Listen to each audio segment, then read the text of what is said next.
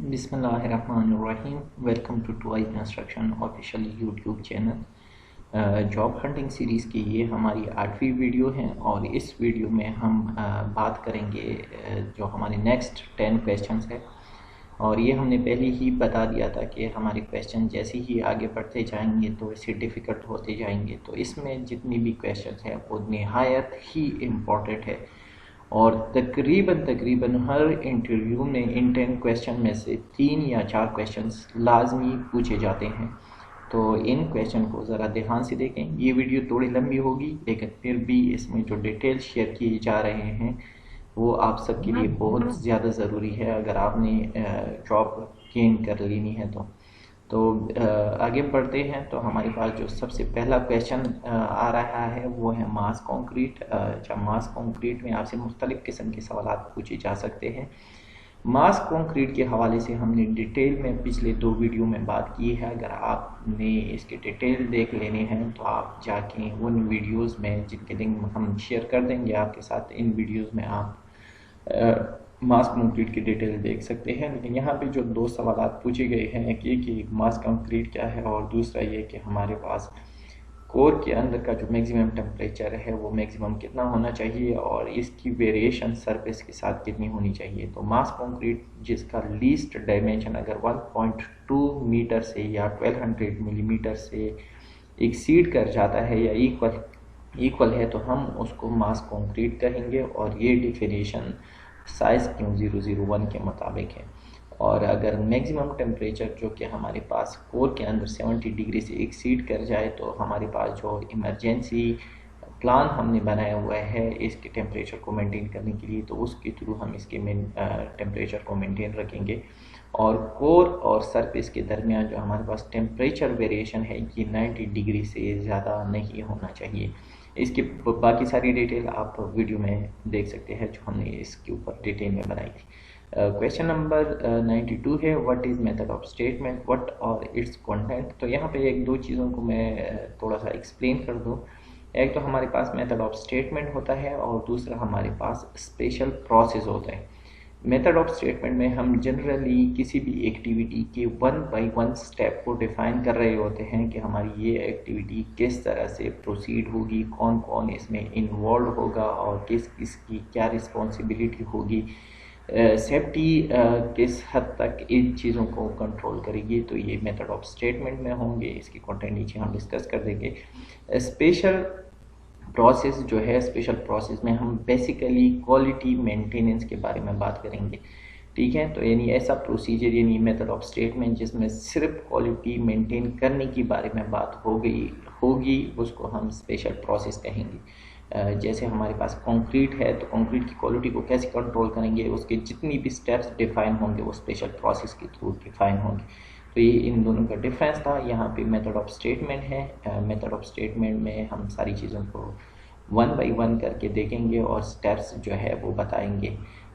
The method of statement is an effective way of providing information to employees about how they expect the work to be carried out and the precaution that should be taken। तो ये इसकी definition थी। Content जो है method of statement के वो scope है, purposes है, रेफरेंसेस आपने लगा देनी है, रिस्पॉन्सिबिलिटीज़ जितनी भी टीम इन्वॉल्व है उसकी रिस्पॉन्सिबिलिटीज़ होंगी, वर्क एग्जीक्यूशन किस तरह से होगा, क्वालिटी कंट्रोल करने के लिए जो क्यूसी इंस्पेक्टर अवेलेबल होंगे वो किस हद तक इन्वॉल्व होंगे, और उसके बाद सेफ्टी कंट्रोल और इन्वायरमेंटल की जो असेसमेंट वगैरह होती है वो भी मेथड ऑफ स्टेटमेंट में प्रॉपर तरीके से डिफाइन की जाती है। आगे हम बढ़ते हैं तो हमारे पास क्वेश्चन नंबर 93 है list out some Aramco standard you know. तो ये सवाल अक्सर पूछे जाते हैं कि आपको अरामको के कौन कौन से स्टैंडर्ड्स का पता है। तो जो बेसिकली साइज क्यों है, ये साइज यानी सऊदी अरामको इंजीनियरिंग स्टैंडर्ड क्यों जो कि कंक्रीट रिलेटेड सारी एक्टिविटीज़ और स्ट्रक्चर रिलेटेड एक्टिविटीज़ को डील करता है। तो ये यहाँ पे हमने जो इम्पोर्टेंट है इसके नाम लिखे हैं और ये हर बंदे को इन साइज़ का नॉलेज होना चाहिए जब कि आप इंटरव्यू के लिए तैयारी करें। तो मैं इसको 1 बाय 1 नहीं पढ़ रहा, अगर आपने पढ़ना है तो वीडियो को पॉज करके 1 बाय 1 इन सारे साइज़ के जो नाम है और डिस्क्रिप्शन लिखी हुई है वो आप देख सकते हैं। इसी तरह हमारे पास साइज़ एस है जो कि installation of utility piping system के लिए है, ये भी इम्पोर्टेंट है। साइज़ 070 तो इसको भी लाजमी देख लेना है। क्वेश्चन नंबर 93 को आगे हम प्रोसीड करें तो हमारे पास साइज ए यानी जो कि सॉइल रिलेटेड चीज़ों के बारे में और सर्वे के रिलेटेड चीज़ें हैं। तो size A100 survey coordination data and data format के बारे में है। A113 के बारे में अक्सर सवाल पूछे जाते हैं, ये ऑन शोर जियो टेक्निकल इंजीनियरिंग रिक्वायरमेंट और उसके टेस्टिंग वगैरह के हवाले से है। और साइज A114 जो कि नहायत ही इम्पोर्टेंट साइज है, बहुत सारे सवाल इसी से पूछे जाते हैं एक्सकेवेशन एंड फिलिंग के हवाले से। तो ये आपने प्रॉपर तरीके से और अच्छे तरीके से इसको देख लेना है। इसके ऊपर हमने वीडियो पहले से बनाई हुई है, उसकी लिंक हम डिस्क्रिप्शन में दे देंगे।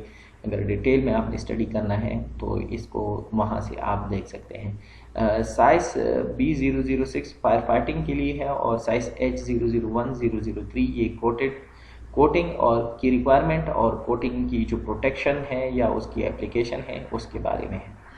साइज M100 बिल्डिंग कोड के बारे में है, जितनी भी फिनिशेस के काम होंगे वो इस साइज M100 के मुताबिक होनी चाहिए। Size M006 general purpose fencing के हवाले से है, ये जिस प्रोजेक्ट के स्कोप ऑफ वर्क में ये इन्वॉल्व होंगे तो वहाँ पे आपको इसकी भी स्टडी करने की ज़रूरत है। क्वेश्चन नंबर 94 है लिस्ट आउट इम्पोर्टेंट साइट। तो ये बहुत ज़रूरी है, इसमें कुछ साइट जो कि मैंने हाईलाइट की हुई है रेड कलर में, ये बहुत इम्पॉर्टेंट है, ये सवालात इनसे अक्सर पूछे जाते हैं। स्पेशली साइट 381 जिसमें हमने नॉन कन्फर्मिटी यानी INCR, NCR, LBE वर्कशीट और उसके एस्केलेशन प्रोसेस के बारे में बात हुई है, वो सारी इसमें डिस्कस हैं। ये आपने लाजमी देखना है, इसके ऊपर भी वीडियो ऑलरेडी मौजूद है, आप यूट्यूब चैनल से देख सकते हैं। साइट 383 इसमें अप्रूविंग है थर्ड पार्टी टेस्टिंग लेबॉर्ट्री की, जो टेक्निकल इंजीनियरिंग के और ऑफिस एंड बैच प्लांट की जो अप्रूविंग है वो भी इसी में शामिल है। तो साइट 383 और 381 both are most important site in Aramco.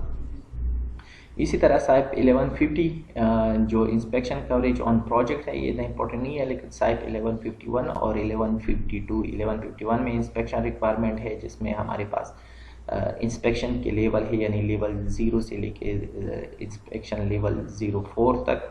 और साइप 1152 में अप्रूवल प्रोसीजर है रेडी मिक्स कंक्रीट का, जिसमें कि अपेंडिक्स A, B और C निहायत ही इम्पोर्टेंट है और इसके बारे में अक्सर सवाल पूछे जाते हैं। Question number 95 list out important international standard. तो ICI के जो स्टैंडर्ड्स हैं जैसे 301 है स्पेसिफिकेशन फॉर स्ट्रक्चर कंक्रीट, 304 है इसमें for measuring, mixing, transporting and placing of concrete, 305 hot weather concrete, ECI 318 जो कि बिल्डिंग से रिलेटेड है, तो building code requirement for structure concrete निहायत ही इम्पॉर्टेंट है। इसी तरह हमारे यहाँ पे दो स्पेशल कंक्रीट यूज़ होते हैं, जिसमें सेल्फ कंसोलिडेटेड कंक्रीट और मास कंक्रीट के स्टैंडर्ड है 237 और 207, तो ये भी लाजमी देख लें। क्वेश्चन नंबर 96 है what are the content of INCR, explain one with an INCR issue by you in your previous project. तो ये जो दूसरा क्वेश्चन है इसके लिए वीडियो का लिंक आपको अवेलेबल कर देंगे, वहाँ से देखने, लेकिन पहले क्वेश्चन में हम इसके सारे जो कंटेंट है वो आपको दिखा देंगे। मेरा लास्ट जो इंटरव्यू हुआ उसमें तकरीबन यही 10 क्वेश्चन मुझे 1 बाई 1 करके पूछे गए हैं। डॉक्यूमेंट्स टाइटल जो है वो लाजमी होना चाहिए, सीरियल नंबर रिवीजन अगर है तो वो लिख देनी चाहिए। प्रोजेक्ट का टाइटल इसका एक इम्पोर्टेंट वो है आपने लगा देना है इसके टेबल के ऊपर। कंपनी का नाम, स्कोप ऑफ वर्क और उसकी ब्रीफ डिस्क्रिप्शन है। INCR रिपीट हो रहा है 6 मंथ में या नहीं, उसका स्टेटस यस या नो कर देना है। कैटेगरी ऑफ वायलेशन आपने मेंशन कर देनी है कि मेजर, माइनर और मॉडरेट वायलेशन है। नॉन कन्फर्मिटी के आपने डिस्क्रिप्शन लिख देनी है, जिसका स्टैंडर्ड तरीका हमने पहले वीडियो में डिस्कस किया गया है। स्टैंडर्ड रिक्वायरमेंट है कि किस स्टैंडर्ड या किस स्पेसिफिकेशन की वायलेशन हुई है, उसका रूट कॉज क्या है, और ये रूट कॉज जो है ये कंस्ट्रक्शन टीम आपको लिख के देगी। कॉज ऑफ डिस्क्रिपेंसी, अच्छा ये वाक़या क्यों हुआ है, इसकी प्रोसेस में क्या मसला था, डिज़ाइन की इशू थे, मटेरियल सही नहीं आया था, ये सारी चीज़ें उन्होंने बता देनी है। करेक्टिव एक्शन भी जो है वो आपने जिस ऑर्गेनाइजेशन या जिस कंस्ट्रक्शन टीम ने नॉन कन्फर्मिटी बनाई है तो वो इसको आपको प्रपोज कर देगा कि हम इसको कैसे करेक्ट करेंगे। ACD इम्पोर्टेंट पॉइंट है इसका, यानी एग्रीड कंप्लीशन डेट। तो ये भी म्यूचुअल अंडरस्टैंडिंग के बाद जो आपका कंस्ट्रक्शन टीम होगा इसको साइन करेगा कि हम इस एग्रीड कंप्लीशन डेट के अंदर इस डिस्क्रिपेंसी को या इस नॉन कन्फर्मिटी को रिमूव कर देंगे, ख़त्म कर देंगे या करेक्ट कर देंगे। अच्छा, इसकी जो बाकी आपके पास रिवर्क, रिपेयर, रिजेक्ट या यूज़ एज इज़ के जो कमेंट्स हैं वो आपने टिक कर देने हैं।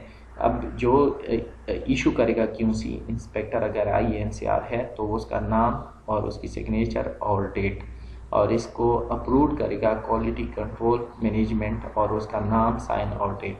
वेरिफिकेशन PID कर देगा। करेक्टिव एक्शन जो है वेरीफाइड बाई इंस्पेक्टर करेगा, close out by quality manager.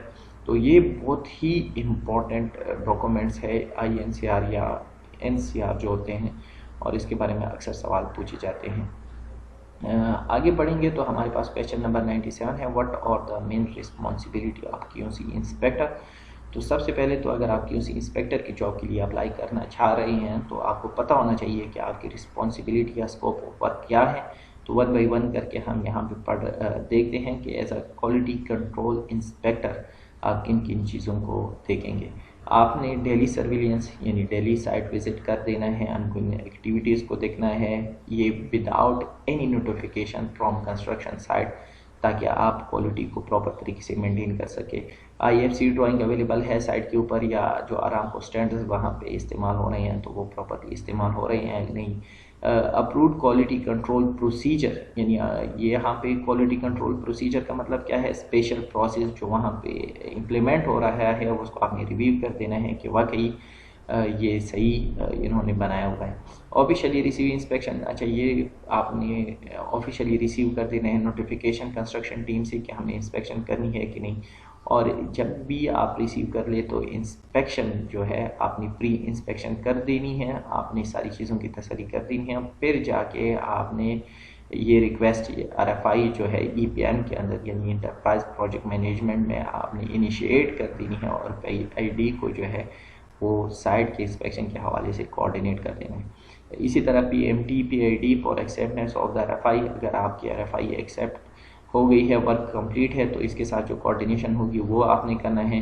अगर आपने किसी जगह पे नॉन कन्फर्मिटी देखी है, कोई वायलेशन हो रहा है, क्वालिटी प्रोसीजर को फॉलो नहीं कर रहा है, मेथड ऑफ स्टेटमेंट अवेलेबल नहीं है, किसी जगह पे स्पेशल प्रोसेस प्रोसीजर की वायलेशन हो रही है, तो वहाँ पे जो आपने इंटरनल नॉन कन्फर्मिटी को रेज कर देना है तो वो भी आपकी रिस्पॉन्सिबिलिटी में आता है। Respond to all quality notification issue by PID according to schedule, क्यों, तो वो आपने रिस्पॉन्ड कर देने हैं।